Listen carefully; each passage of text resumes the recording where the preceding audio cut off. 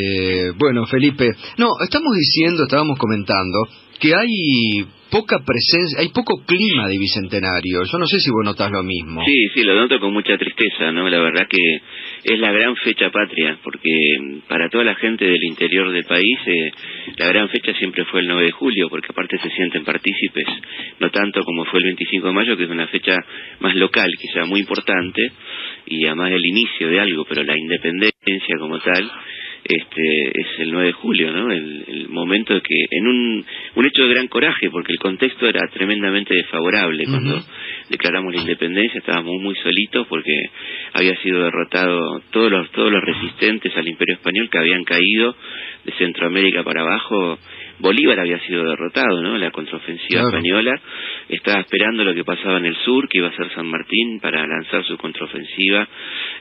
Así que fue un hecho de coraje, y recordemos que Tucumán estaba bajo toque de queda, ¿no? Claro. Era una zona de combate, y bueno, yo creo que es una pena, ¿no?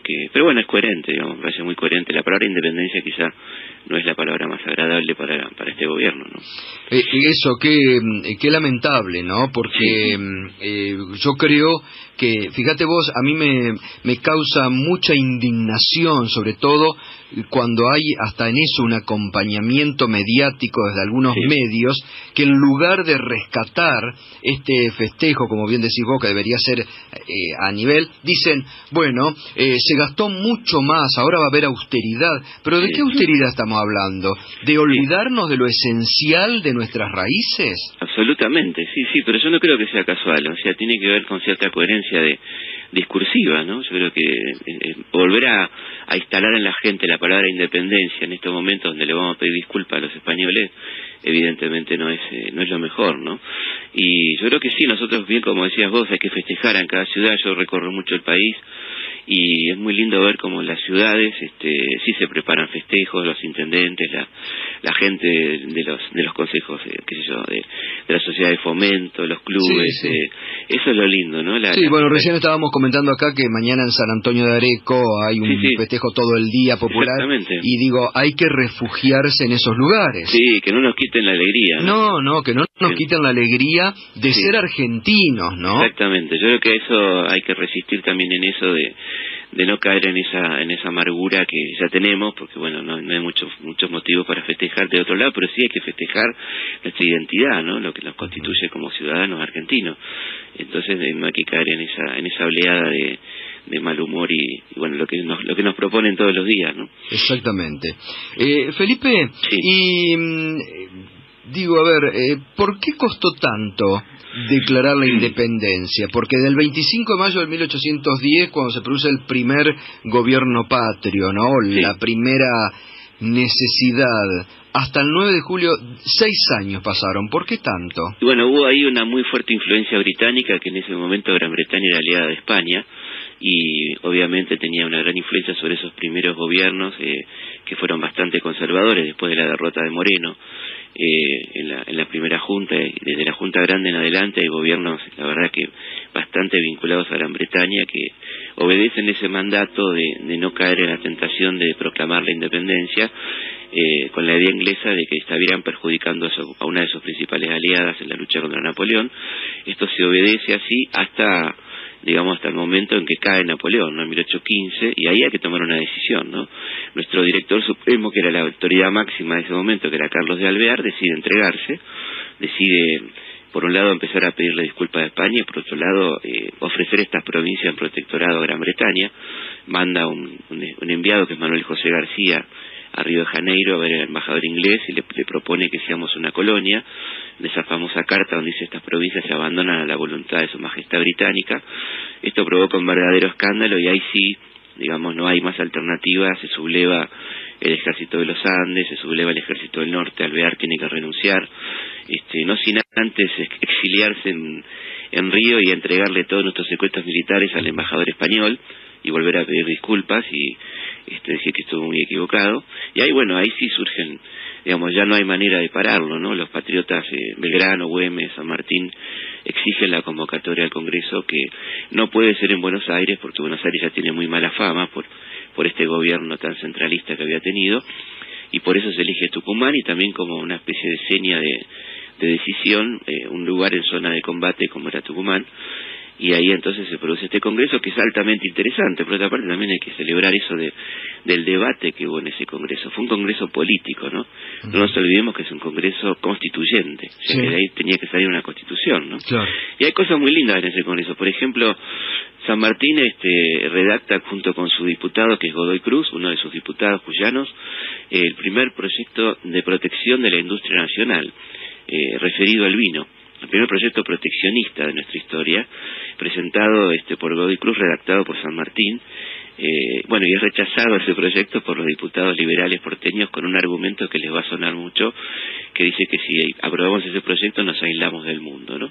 Esto es 1816 y de alguna manera es una señal también de lo que vendría, ¿no? Una señal de independencia. Sí. ¿Y qué factores económicos inciden para ir contra el deseo de la corona británica?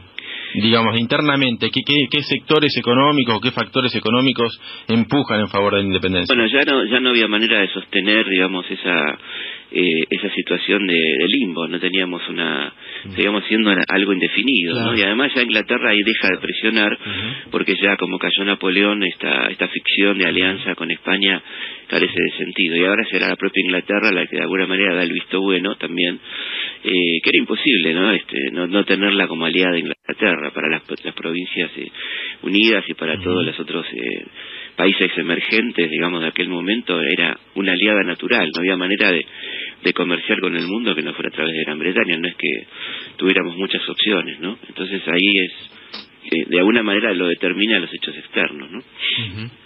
Y acá en el clima interno, porque vos decías recién, fue un acto de coraje. Sí. Había que llegar además a Tucumán en esos tiempos. Por supuesto. Había que llegar.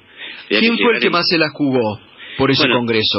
Yo creo que el que más se la jugó fue San Martín. San Martín, ¿no? Fue que él necesitaba, además, por cuestiones lógicas, tener el acta de independencia antes del verano, cuando tenía que cruzar a Chile, ya tenía preparado el ejército, porque era medio ridículo ir a liberar a un país partiendo de un país que no está liberado, ¿no? Entonces, él es el que más presiona con esas lindas cartas que le manda a Godoy Cruz, ¿no? ¿Hasta cuándo esperamos para proclamar la independencia? Sí. Y hace mucho también Belgrano, que está presente en ese congreso en carácter de invitado especial, y da un discurso muy bueno, muy fuerte, que lo da el 6 de julio, y todos dicen que los presentes que tienen memorias escritas, que fue muy decisivo ese discurso, donde además propone algo muy original, que es la monarquía incaica, ¿no? Sí.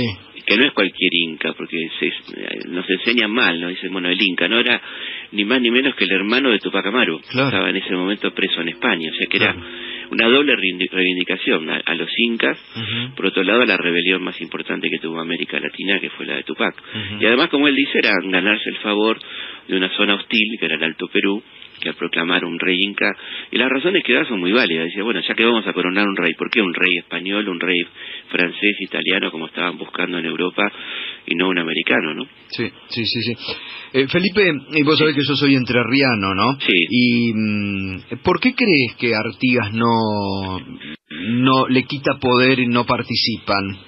Bueno, yo creo que ahí hay una cosa que se cuenta mal, porque todo dicho rápido parece que Artigas era un malhumorado y que no quiso mandar diputados. Él había hecho un congreso en el 15, el famoso congreso de Arroyo de la China, en Concepción de Uruguay, que fue muy interesante. Primero que no termina de concretarse, ¿no? Pero por lo menos hablan de independencia, de federación, de república. La Liga de los Pueblos Libres. La Liga de los Pueblos Libres.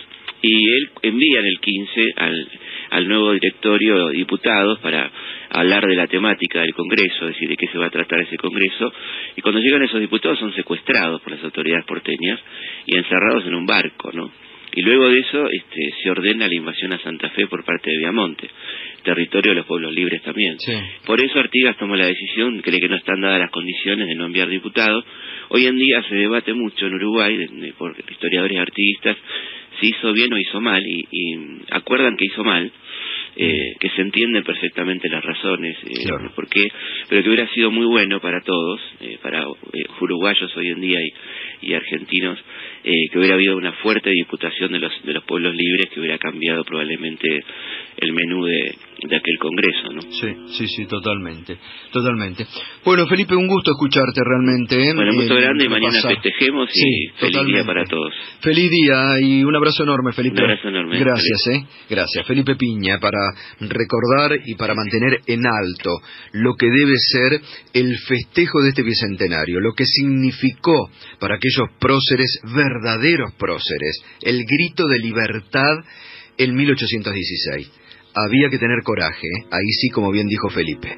Había que tener coraje, la tuvieron y mucho realmente. Por eso hay que lucir con orgullo nuestra bandera nacional, nuestra escarapela, y sacar desde lo más profundo de nuestro ser el grito de ser argentinos. 8:27, ya volvemos.